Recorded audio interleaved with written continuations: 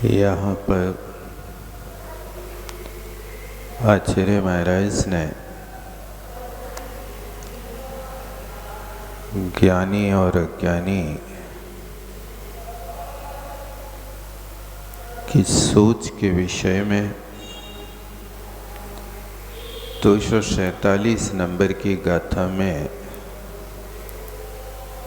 व्याख्यान किया।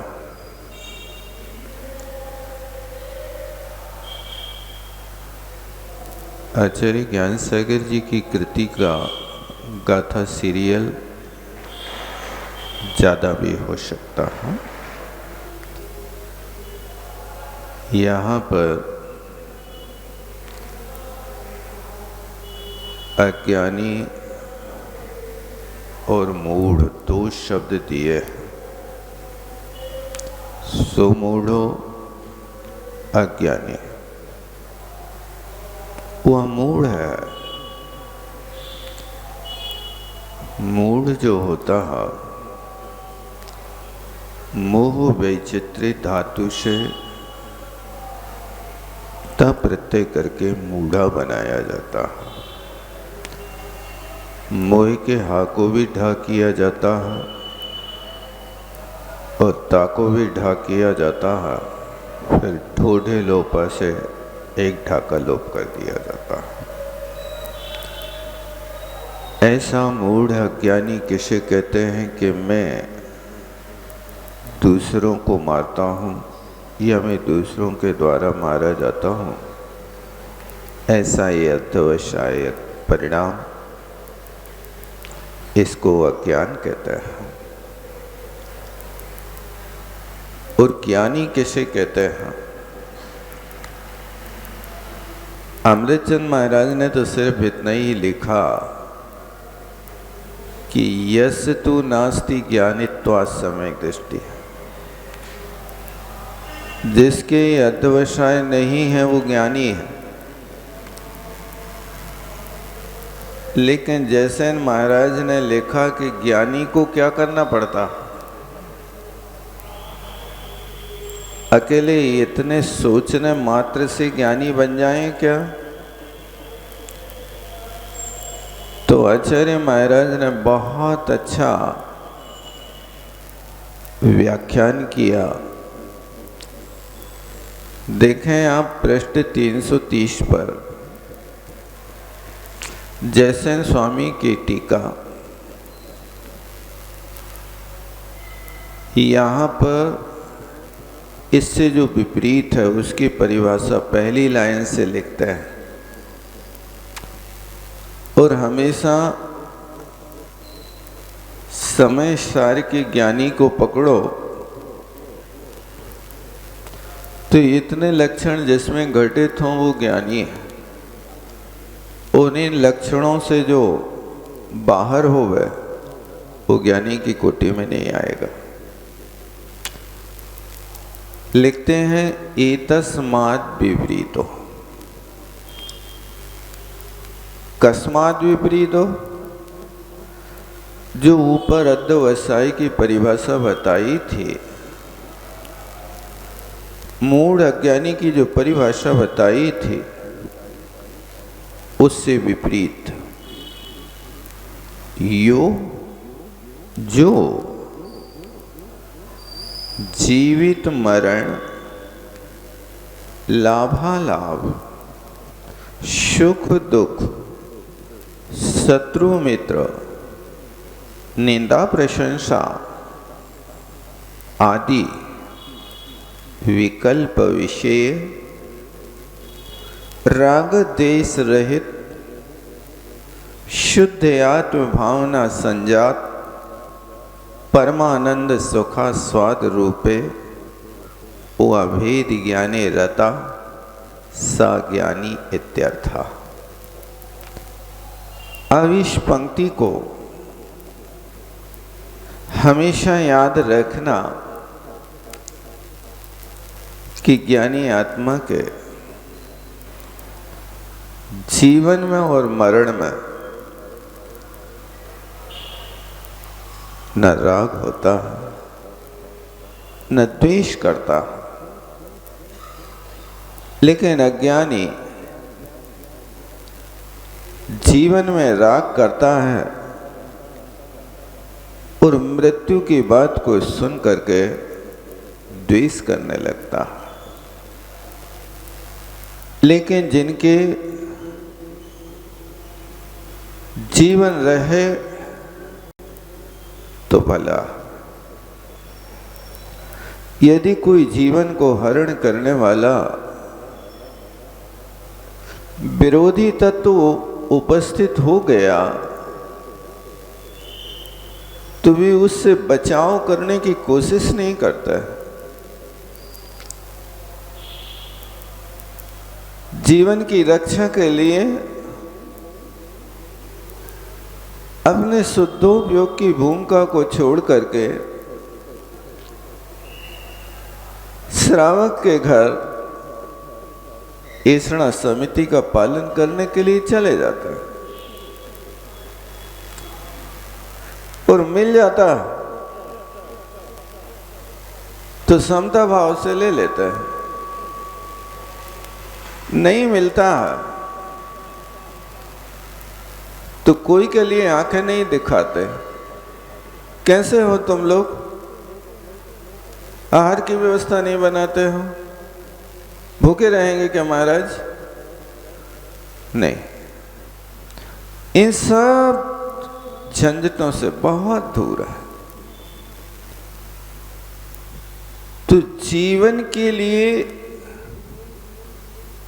साधना के शिखर पर आरोहण कर सकूं, इसलिए जैसे दीपक में तेल डालते हैं, क्योंकि घर में अंधकार प्रवेश न कर सके, इसलिए उस दीपक में तेल डालते जाते हैं और प्रकाश से अपना काम करते रहते हैं। अंधेरी रात तो तुम्हारे सामने 12 घंटे की है ना, वहां आंख खुली हुई होवे तो भी तुम काम नहीं कर सकते। तो जैसे वहां अंधकार को दूर करने के लिए तेल डाल करके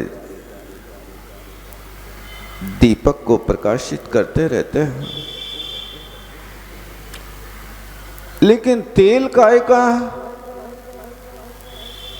आप लोग तो कभी घी के दीपक जला लेते हो, कभी तेल के दीपक जला लेते हो। कहां क्या करना है और राग देश करते रहते हैं।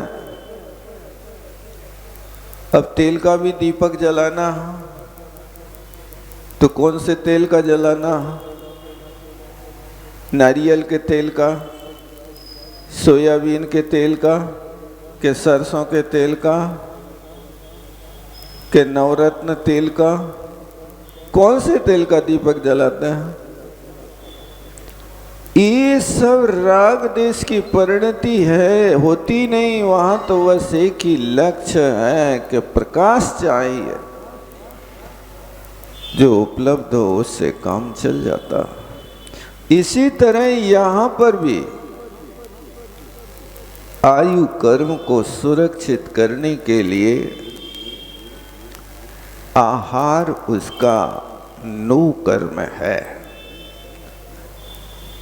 आहार नहीं होगा तो वायु कर्म छिद जाएगी, समाप्त हो जाएगी। आगम में कहा इष्ट अन्न पानादि, इष्ट अन्न और पान आदि आयु कर्म के लिए निमित्त होते हैं। तो यहाँ पर जीवन का भी राग नहीं है। ध्यान में बैठे हैं, व्याघ्री आकर के शरीर को खाने लगी तो ना महाराज भगे ना व्याघ्री को भगाया। ये जिनको अपने जीवन के प्रति भी राग नहीं, व्याघ्री आ रही है तो व्याघ्री को उस वस्तु से राग नहीं, लेकिन देश की प्रचुरता। क्यों है देश की प्रचुरता? क्योंकि पूर्व भव का संस्कार आज उखड़ करके आ गया। ये मेरा वो ही बेटा है जिस बेटे को मैंने रोका था कि तू दीक्षा मत ले। ये मेरा वो ही बेटा है कि जिस बेटे को मैंने महलों के भीतर तालों को लगा करके रखा। ये मेरा वो ही बेटा है कि जिस बेटे को मुनि ना बन जाए ऐसे कीर्तिधर महाराज को अपमान करके घर से बाहर निकाला। ये नहीं माना और मुनि बन गया। इसके वियोग में मैं बिलकती बिलकती मर करके व्याघ्री हुई। अब मैं देखती हूं तू मेरी बात नहीं मानता। जासुत बिरह मरी हुई बाघन तासुत देह विदारी। जिस पुत्र के वियोग में मर करके मां व्याघ्री हुई, आज वही मां व्याघ्री बन करके अपने प्राणों से प्यारे बेटे को खा रही है। और महाराज, ना व्याघ्री का ना मां का कोई द्वेष नहीं, कोई राग नहीं। यहां पर तुम खा रहे हो सो तुम अपना भोजन तुम करो, हम अपना भोजन हम करते। ये जीवन के प्रति जिनको कोई राग नहीं होता, वे समता रस के स्वादी ज्ञानी होते हैं। इसके अलावा कोई दूसरा नहीं हो सकता। आप यदि थोड़े से सुनते हैं कि अब तुम्हारे जीवन के विषय में विचारणीय है, तो आपके अंदर चिंता पैदा होती है और उस जीवन को बचाने के लिए जो जिंदगी भर की कमाई है वो पूरी झोंक देते हो। क्या है? अरे जब 80 साल तुमने जी लिया तब कुछ नहीं कर पाए। अब जो 80 साल में तुमने पाप कमा कमा करके इकट्ठा किया, अब मरने के लिए तुम थोड़ी सी जिंदगी की याचना कर रहे हो। तुम मोह नहीं छोड़ पा रहे कि अब तो डॉक्टर की शरण नहीं जाऊंगा, अब तो गुरुणा शरणम पपज्जामि, मैं तो गुरु की शरण में जाता हूं। अब नहीं हमारे लिए कोई आशा है, अब तो बस छोड़ दो सारी आशा है। अब वो वहां पर डॉक्टर के सामने लाखों लाखों पटकता है, बस कुछ दिन जी जाए। कितने दिन जीना बताओ? क्या याचना है? आप जीने की इच्छा कर रहे हो, ज्ञानी नहीं हो, इसलिए तुम्हें पाठ पढ़ाया। रटो बेटा, रोज उठ करके जीने की हो ना वांछा, मरने की हो ना इच्छा, पढ़ते रहो पढ़ते रहो। पढ़ते क्या नहीं पढ़ते? पढ़ते हैं।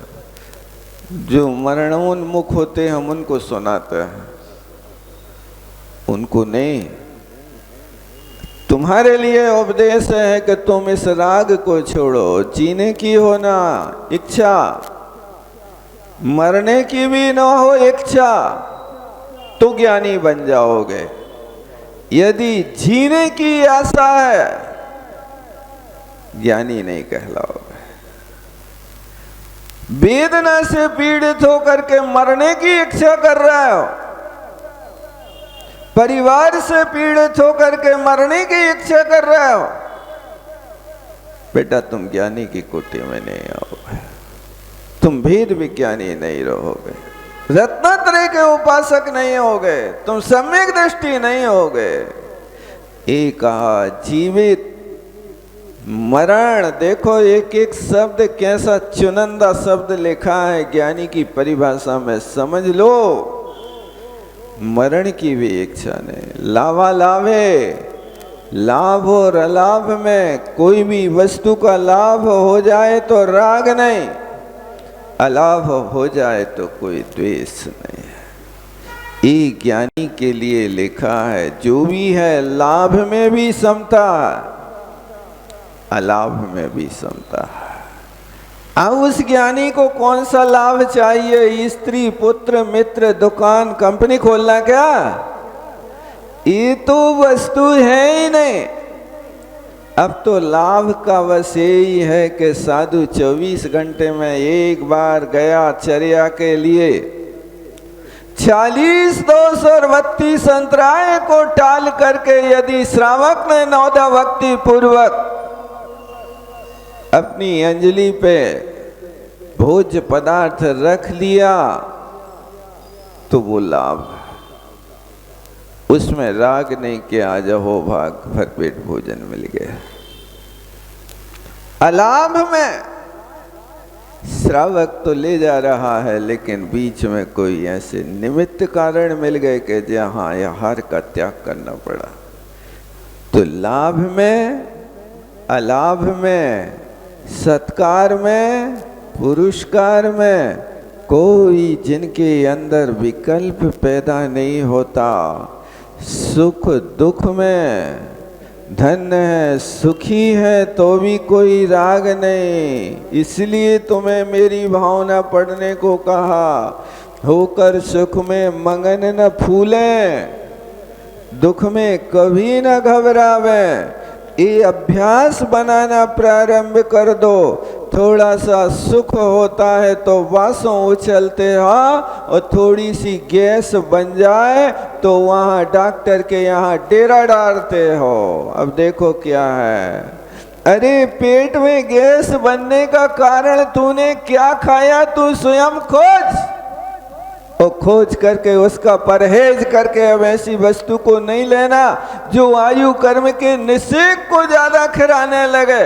उसका तू स्वयं परिचय कर, लेकिन तेरे को परिचय नहीं है। रोज जाएगा, यहाँ खाने से नहीं मानेगा और वहाँ दवाई से नहीं मानेगा। क्या कहें, आज तो खाते भी दिल से हैं और फैमिली डॉक्टर भी बना के रखते हैं। भैया क्या है, घर के डॉक्टर, फैमिली डॉक्टर। धन्य है, आज तुम्हारी हर चीज फैमिली की बनने लगी। विचारणीय बात है, डॉक्टर की जरूरत नहीं, आप स्वयं डॉक्टर बनने की कोशिश करो। इसलिए सुख में भी मगन नहीं हो और दुख में कूलो नहीं, तब तो ज्ञानी बनोगे। रहते सहते कहते कुछ ना, भीत नहीं मानस तल में। चाहे सुखी हो चाहे दुखी हो, सब सहन करते जाते, किसी से कुछ भी नहीं कहते हैं, अपनी पीड़ा किसी को नहीं बताते हैं। और तुम्हारे पास थोड़ी सी पीड़ा आती है तो इतने कराहते हो, इतने कराहते हो कि पड़ोसी वालों के दिल दुखने लगते हैं।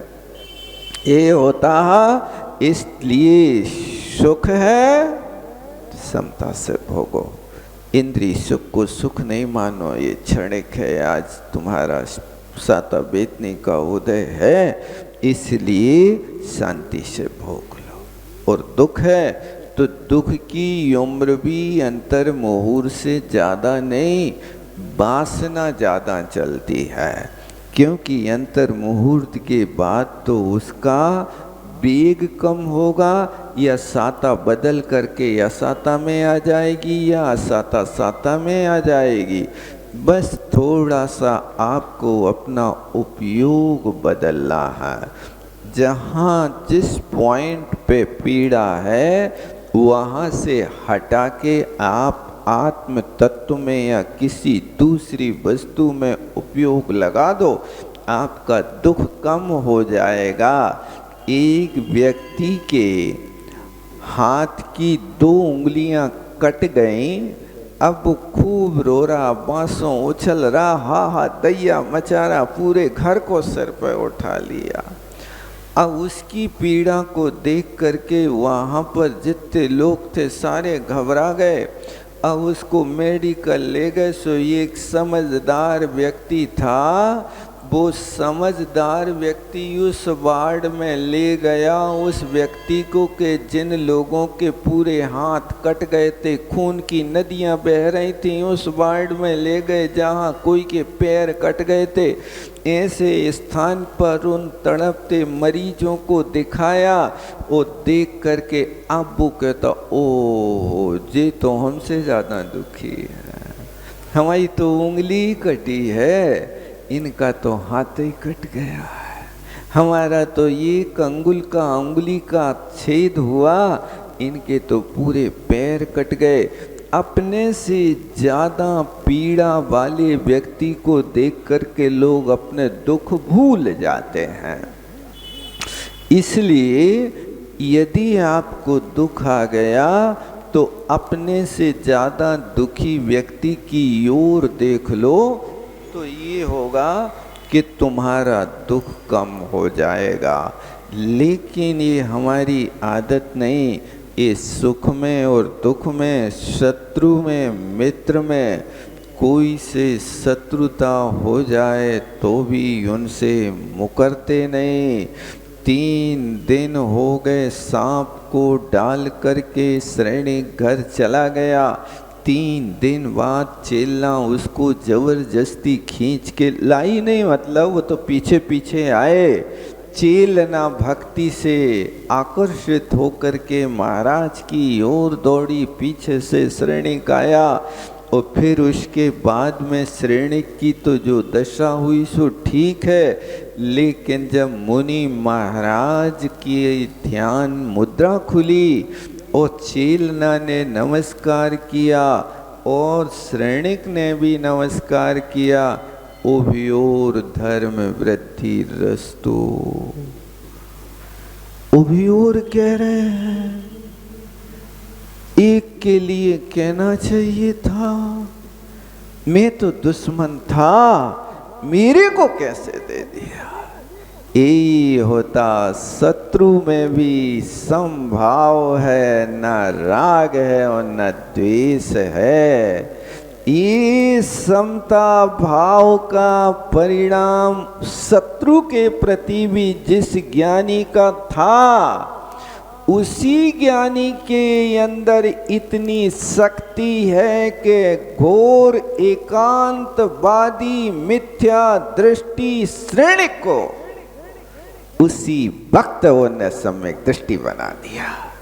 ये परिवर्तन हुआ करता है वीतराग भावों का। ज्ञानी का दर्शन दुश्मन के लिए भी सम्यक दृष्टि बना देता। बे महाराज जिनने इतना समता भाव रखा, इतने राग देश मोह से रहित होकर के जिनने वीतराग भाव का सेवन किया, वे मुनि महाराज उस वीतरागता से भले ही तीर्थंकर ना बने हो, लेकिन उनके दर्शन करने वाला दुश्मन श्रेणी के कांतवादी तीर्थंकर बन गया।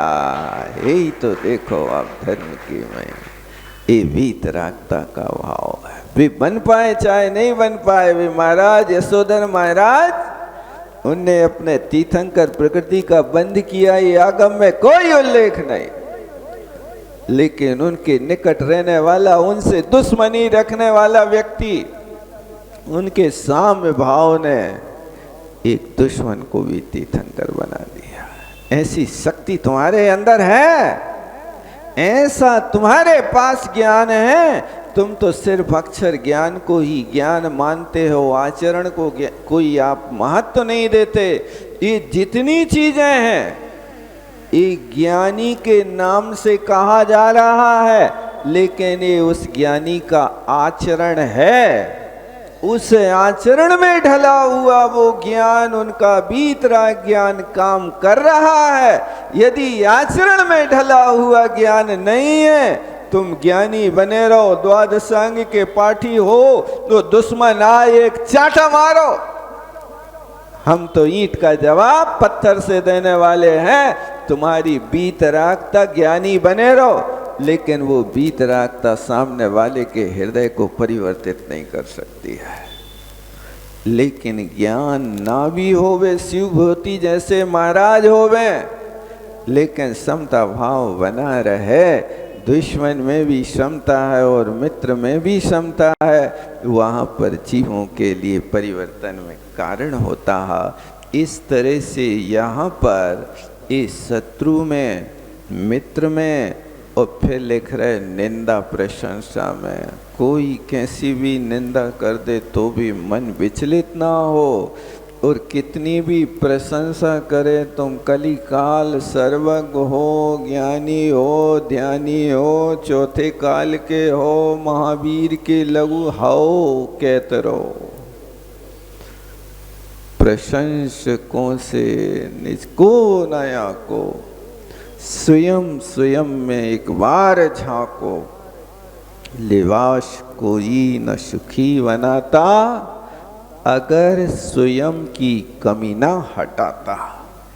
प्रशंसकों से निजको न आको। ये प्रशंसक तो स्वार्थी हो सकता है। इनसे अपने आप को मत आको।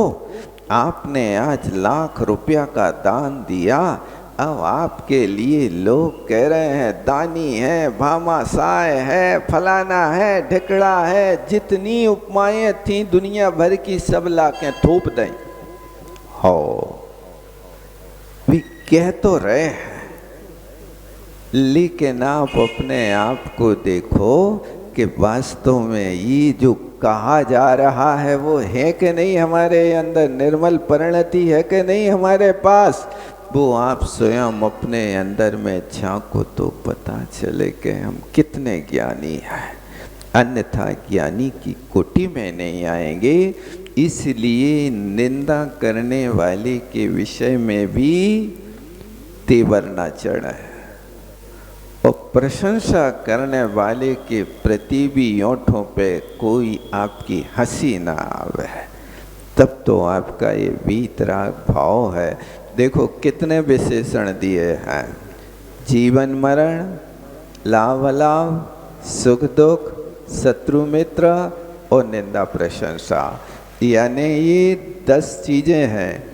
इन 10 चीजों में रागी जीव, अज्ञानी, मिथ्या दृष्टि 5 में राग करता है और 5 में द्वेष करता है। जीवन में राग करेगा, लाभ में राग करेगा, सुख में राग करेगा, मित्र में राग करेगा और प्रशंसा में राग करेगा। लेकिन जो इस वीतराग भाव से रहित है, वो व्यक्ति यहाँ मरण से द्वेष करता है। मरना कोई पसंद नहीं करता। भैया रोज तो पढ़ रहे हो, नई बात है क्या? नहीं पढ़ रहे रोज? मरना सबको एक दिन अपनी अपनी बार। अब जब मरण आता है तो क्यों आप इधर उधर छिप रहे हो? जिंदगी भर तो भावना पड़ी, मरना सबको एक दिन, मरना सबको एक दिन, मरना सबको एक दिन। जब पढ़त आ रहे हो और ये भी पढ़ रहे हो कि अपनी अपनी बार मरना है। अपनी अपनी बार का अर्थ, अरे भैया बार तो 7 ही है ना, 7 दिन तो है, 7 बार हैं, 8वां तो कोई बार है नहीं है। इन 7 बारों में से कोई ना कोई बार तुम्हारा भी आने वाला है। रविवार अच्छा है, छुट्टी का दिन है, कोई को दुकानें बंद नहीं करने पड़े हैं, कर लो चयन। जैसे शांति धारा में कर ली थी ना कि भाई हमारा 22 फरवरी है, हमारा 13 फरवरी है, का है? हाँ, वर्षगांठ है, कहीं जन्मदिन है, कहीं फलाना है। आपने एक बार तो शांति धारा के लिए निश्चित कर लिया, वहाँ कौन सा बार तुम्हारे लिए शुभ है बताओ? रविवार, सोमवार, मंगलवार, इन 7 बारों में से एक ना एक दिन के बार को तो पकड़ना ही पड़ेगा। सारी दुनिया जाएगी तो इसी बार में जाएगी, सारी दुनिया जिएगी तो 12 राशियों में जिएंगी, 13वीं कोई राशि नहीं होगी।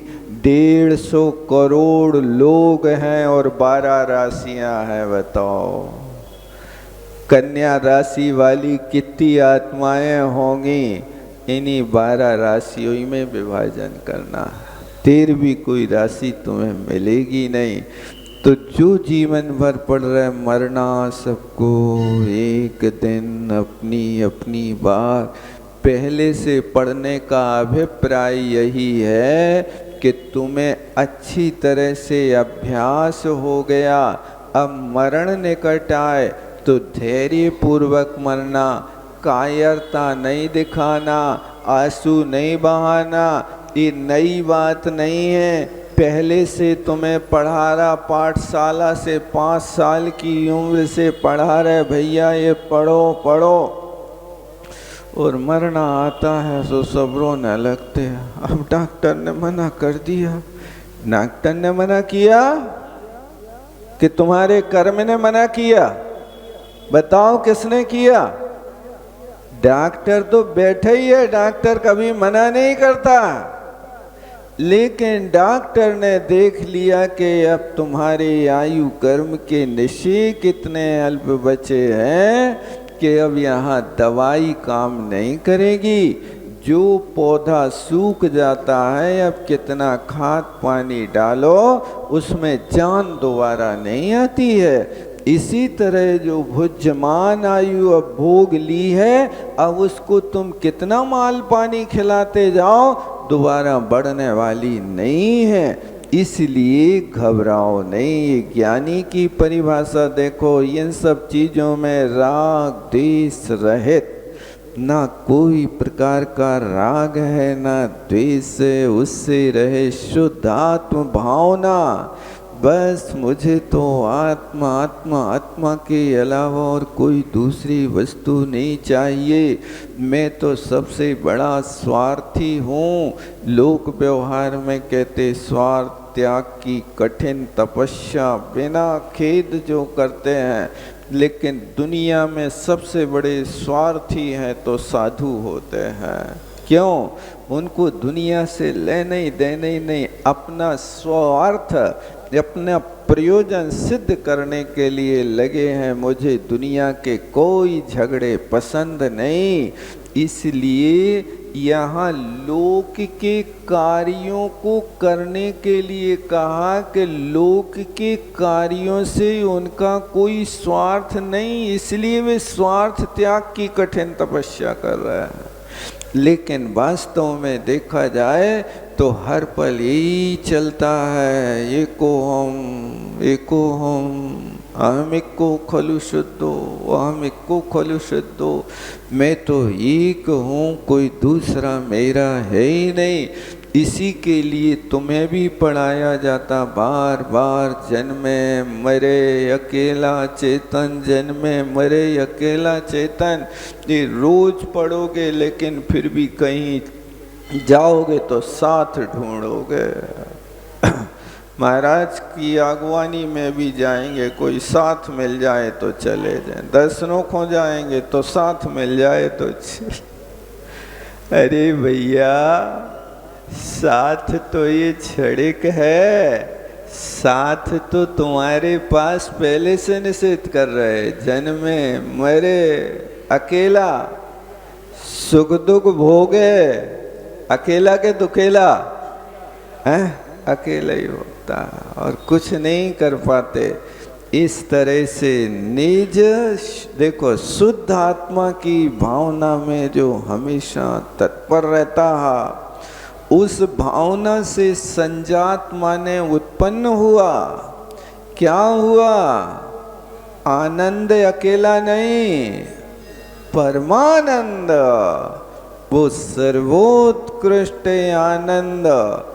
उसी आनंद से उत्पन्न होने वाले सुख, उस सुख के आस्वाद रूपे उस स्वर्ग का ही वे स्वाद ले रहे हैं। ऐसे स्वाद रूप भेद विज्ञान में जो हमेशा रत हैं, तल्लीन हैं, ये ज्ञानी कहलाते हैं। ये देखो आचार्य जयसेन महाराज ने ज्ञानी की परिभाषा कैसी दूध का दूध और पानी का पानी खोल के रखा है।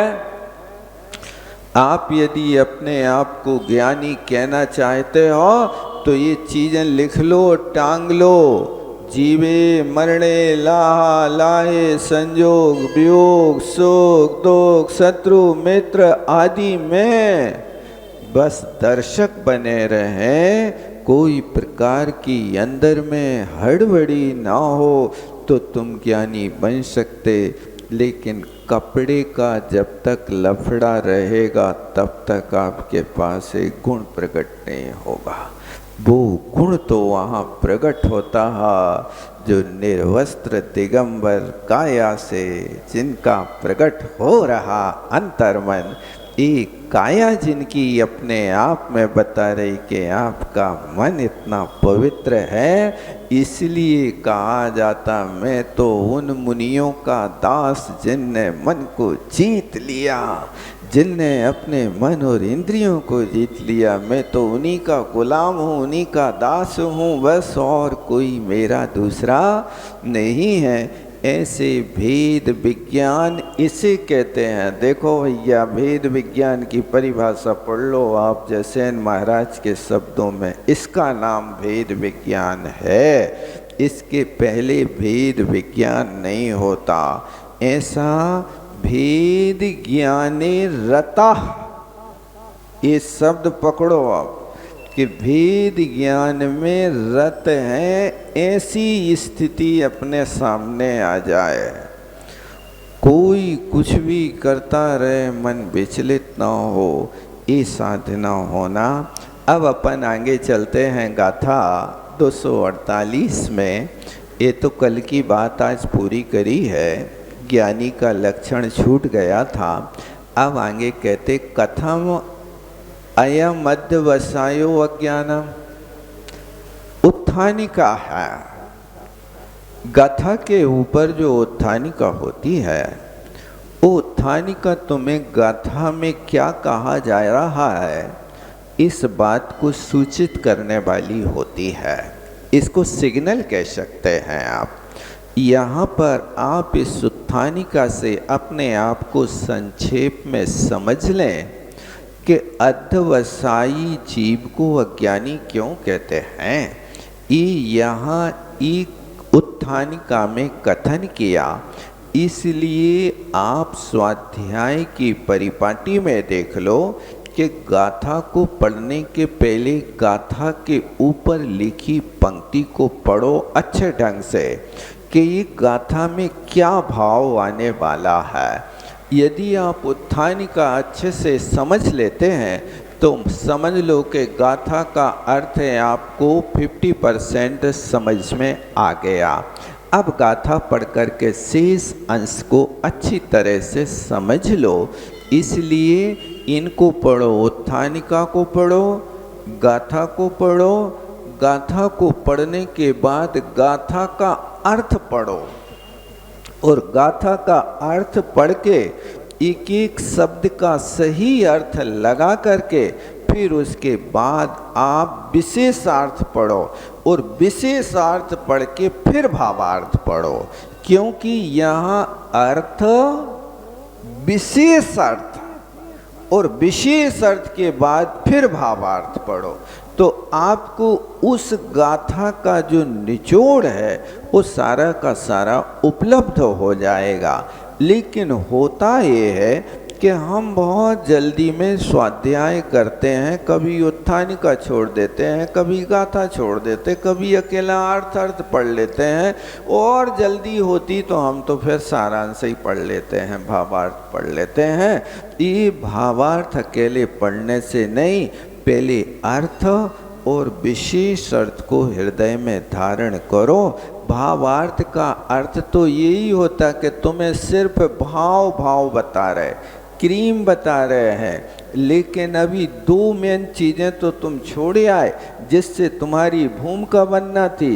भूमिका आपकी उत्थानिका से बनना थी, गाथा से तुम्हें अर्थ धारण करना था, विशेष वहाँ अर्थ पढ़ कर के गाथा को समझना था, और विशेष अर्थ को पढ़ कर के धारणा बनाना थी, और भावार्थ पढ़ कर के उसको अब ऐसी मजबूती देना थी, ऐसी मजबूती देना थी स्वाध्याय को, जैसी मजबूती फेविकोल से चिपकाने पर पिलाई में आ जाती है।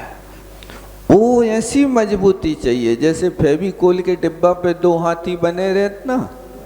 काय को हाथी बनाए वे हाथी नहीं बनाए, वे हाथी इसलिए बता रहे कि इतनी मजबूती है कि दो हाथी इसकी स्निग्धता को उखाड़े तो उखाड़ने पाए, इतनी मजबूती है। इसी तरह यहाँ पर भी ऐसी मजबूती आपको गाथा पढ़ने पर आ जाए कि कोई तुम्हें हाथी जैसे लोग हिलावे डुलावे आ जाए कि गाथा को अर्थ ऐसो नहीं ऐसो लगाओ तो तुम हिल ना सको।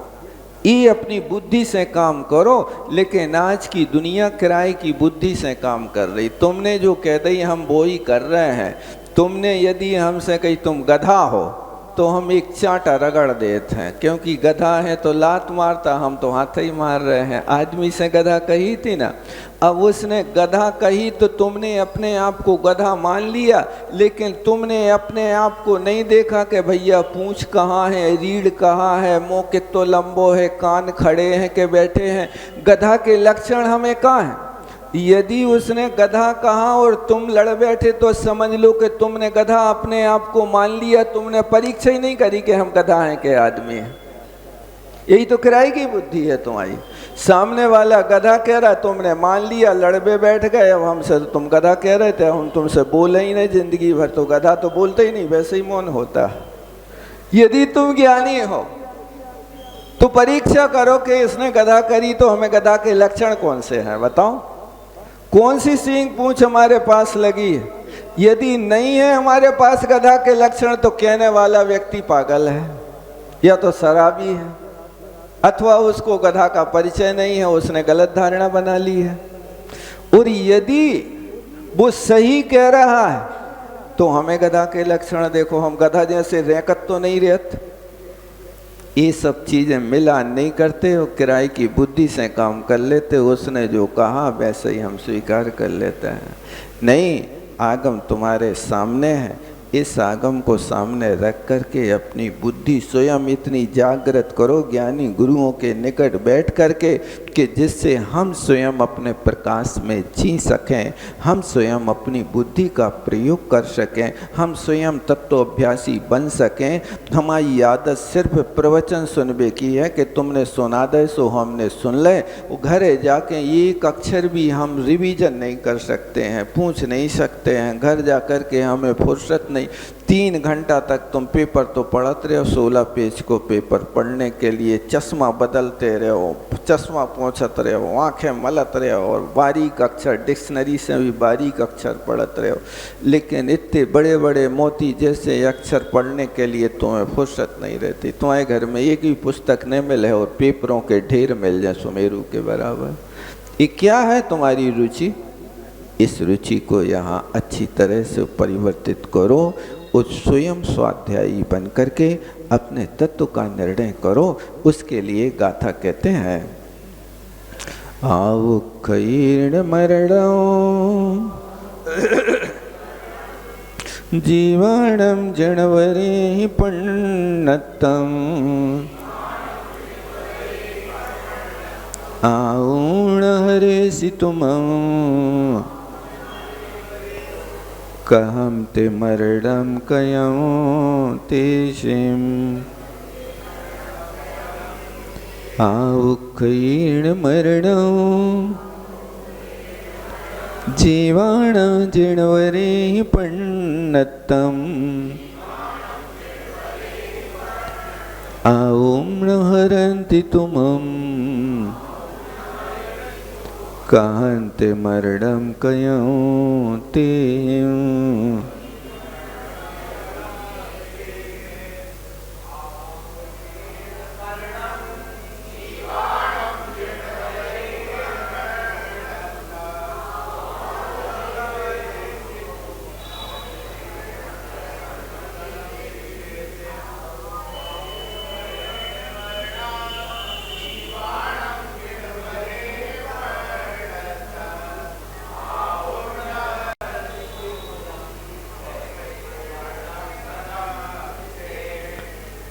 अब कहते हैं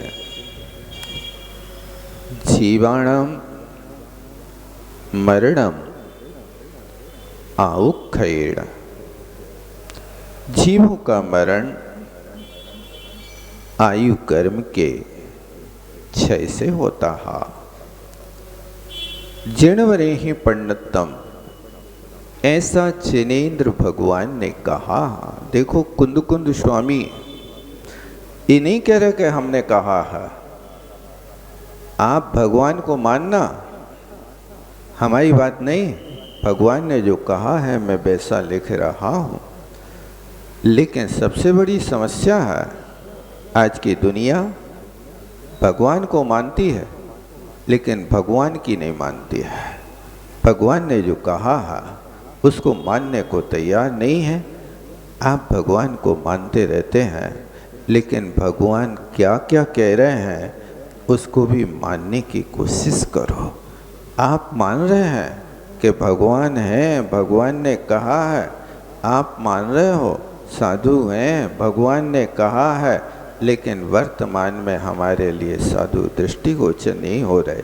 ये भगवान की नहीं मान रहे हम, इस बात पर विचार करना है। तो इसलिए कहते आऊण हरेसि तुमम, देखो तुम आयुर ना हरसी, मध्यम पुरुष का प्रयोग कर रहे हैं। तुम किसी की आयु का हरण नहीं कर सकते, इसलिए कथम तो या मरणम कृतम तेषाम, तो फिर आप कैसे कह सकते हो कि हमने उन जीवों को मार डाला? क्योंकि आयु कर्म का क्षय अपने आप से होता है, निमित्त कुछ उपलब्ध होते हैं, इसलिए सिर्फ अध्यवसाय करते हो। अध्यवसाय बंध का कारण है, अध्यवसाय मिथ्यात्व है। आप यदि किसी के विषय में सोचते हो कि ये दुश्मन है, ये मर जाए, इसको मैं मार डालूं, ये सिर्फ आपका आर्त ध्यान और रौद्र ध्यान हो सकता है, धर्म ध्यान नहीं हो सकता। तुम्हारे सोचने मात्र से सामने वाला व्यक्ति नहीं मर सकता है, इसलिए कभी ऐसे बुरे विचार लाना ही नहीं चाहिए। अब मैं स्वयं मर जाऊं, ऐसे कई लोग दुख से पीड़ित होते हैं। परिवार के संयोगों में रह कर के यदि कोई विपरीत परिस्थिति बनती है तो कई लोग सोचते हैं कि मैं मर जाऊं तो अच्छा है।